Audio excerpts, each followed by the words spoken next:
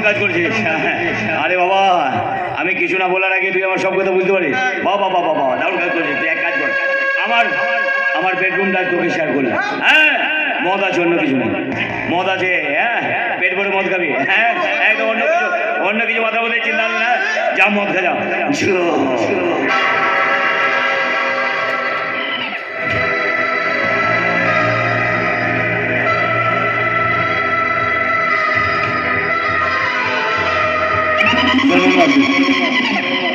আপনার সাথে আমার কোনোরকম কোনো শত্রুতা নেই। আমার শত্রু বলে যদি কেউ থাকে সেটা হচ্ছে আপনার ছেলে আদিত্য নারায়ণ। দেখুন দেখুন যেদিন থেকে আপনার ছেলে এই সাহেবগঞ্জে ওসি হয়ে জয়েন করছে, আমার প্রত্যেকটা কাজে কিন্তু বাধার সৃষ্টি করছে। তাই আপনি আপনার ছেলেকে ভালো করে বুঝিয়ে দেবেন, যেন আমার কাজে বাধা দেওয়ার চেষ্টা না করে, নাহলে কিন্তু পরিণামটাও ভালো হবে না। কি করবি তুই? আমার ছেলে আদিত্যকে তুই মেরে দিবি? না না না, সে ক্ষমতা তোর নেই। সে ক্ষমতা যদি থাকতো তাহলে কাপুরুষের মতন আদিত্যর মাকে এখানে তুলে আনতো। আর একটা কথা কান খুলে শোন, আমি আদিত্যর মা। তুই আদিত্যকে যতবার মারতে যাবি আমি তোর সামনে বাধা হয়ে দাঁড়াবো। এই মাকে না মেরে তুই আদিত্যকে কখনোই মারতে পারবি না। আপনি আমাকে চেনেন নাম আসেন, আপনি আমাকে চেনেন নাম আসেন। আমি যে কত বড় হারাম সেটা আমি নিজেও জানি। শুনুন, আস্তে আস্তে দিনের বেলা মেয়েদের আমি রেপ করে ফেলি, গর্ভের সন্তানকে নষ্ট করে ফেলি, দিন দুপুরে মানুষ হত্যা করে ফেলি, মেয়েদের স্মৃতির সিঁদুর মুছে দিতে পারে। আর আপনি বাধা হয়ে দাঁড়াবেন, সেই বাধাটাকে আমি কেটে ফেলে দেব। আমি জানি তুই অনেক পাপ কাজ করতে পারিস, কিন্তু তুই মায়ের গায়ে হাত তুলতে পারবি না। কি হলো, দাঁড়িয়েছিস কেন? তোল মায়ের গায়ে হাত তোল।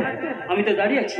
মার মার আমাকে, মার আমাকে। চলে যান, দেখি চলে যান, তোর কত চলে যান, মাথা গরম করবেন, চলে যান, মাথা গরম করবেন না, মাথা গরম করবেন।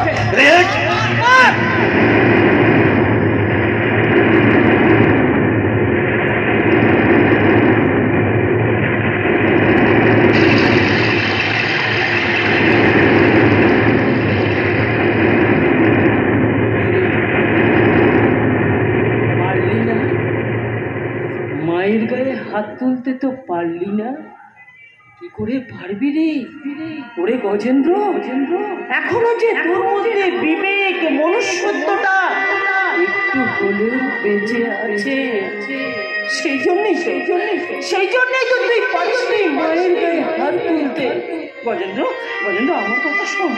তুই সমস্ত পাপকে তুই দূরে ফেলে দে।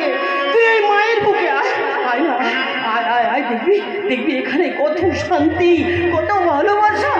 আয় না গজেন্দ্র, আমার কথা শোন। গজেন্দ্র, আয় না, গজেন্দ্র আয়।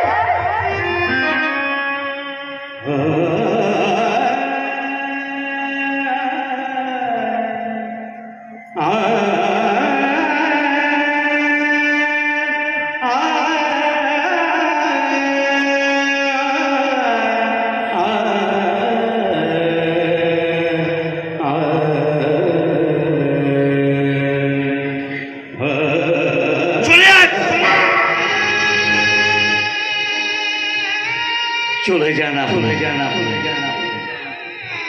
যা, কারণ আমি মা জাতিটা ঘেন্না করি। ঘেন্না করিস কেন রে গজেন্দ্র? মাকে তুই ঘেন্না করিস কেন?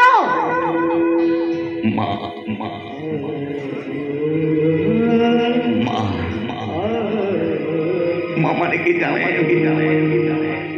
মা মানে মায়া, মা মানে মা মানে ভালোবাসা, মা মানে হাত।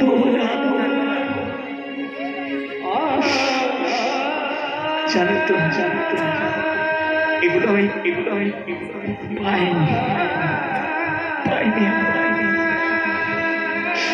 জানেন, আমার তখন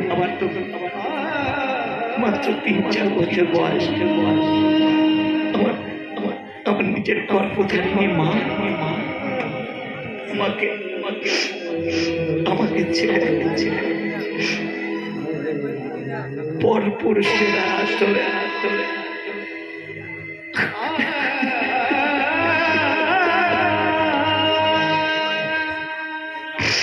বাবাকে ছেড়ে পালিয়েছে বলতে পারে আমার দোষ কোথায় সে মা একবার ভাবলো না যে ছোট্ট সন্তানরা কিভাবে লালন পালন হবে, কিভাবে সে মানুষ জানেন যখন স্কুলে আরো বাচ্চা যখন তাদের মায়ের কাছে আদরকে যখন ভালোবেসে তাদের মা খাইয়ে আমি দূর থেকে দেখতাম তাদের মা ভালোবেসে খাইয়ে দিচ্ছি।